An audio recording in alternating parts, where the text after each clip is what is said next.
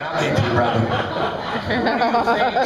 the drug war would do to the Mexican cartels. That's why they're so pushing what they're doing, because the drugs are illegal and very, very profitable. What was your opinion on that? I not wanting to skirt the issue. Again, that's above my pay grade. Whatever they say the law is what I do. When and if I run for Congress, I'll give you my opinion on that. And I'm not being evasive. The drug war has been going on, quote, drug war, you can call it whatever you want. We've got a problem with drugs coming in the country and our, people using them and paying for them, and it creates violence. It always has and always will. I was in South Florida during the cocaine wars. You can't just ignore the fact that drugs bring violence, regardless of whether you were to decriminalize it and lower the price. And it's always going to bring violence because it's drugs. That's what drugs do. And that's just an opinion. Would it help? Are there other solutions? Yeah.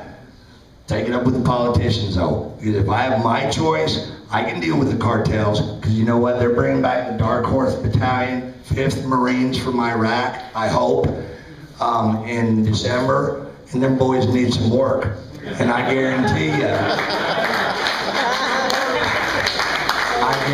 they know how to rock and roll just like the cartels do. Yes, ma'am. Yeah, quick question. The Mexican government obviously is probably pretty pissed off about their people getting killed. So is the Mexican government making a push to indict ATF? That's a great question.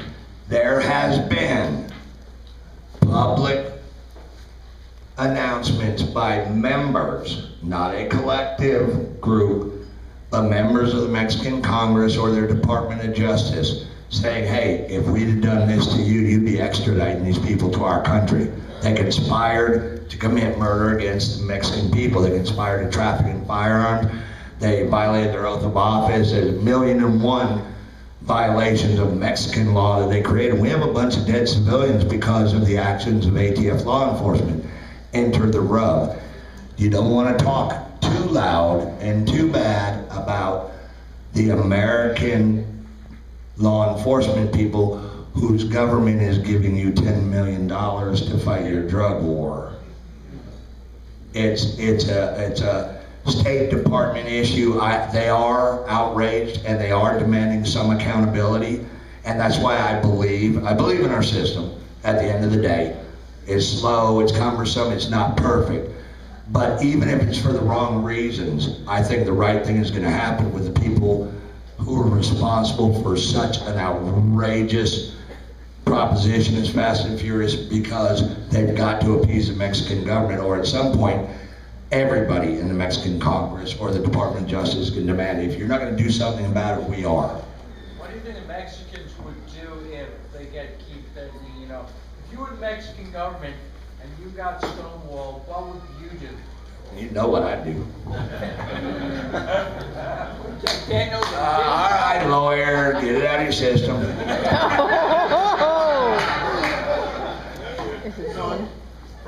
Some of your management said that you need to break a few eggs to make an omelet. The question is, what's the omelet? There never was an omelet. That's a great question.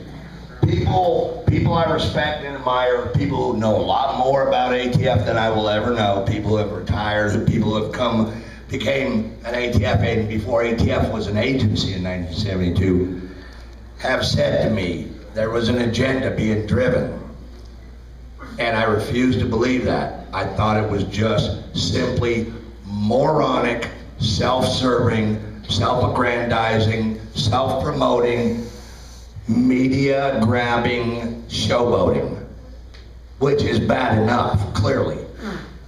I now, having watched multiple sales of long guns only in the border states, a reporting requirement being slapped down, who's going to administer that? I don't have a clue. And how we're going to turn 8,500 multiple sales reports into actionable intelligence is beyond me, because we only got 2,000 agents. At any rate, we don't know what the end game was because I'm not certain there was one.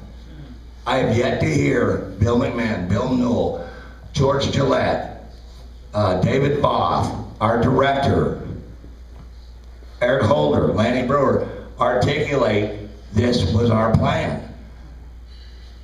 I know I've heard disrupt, dismantle,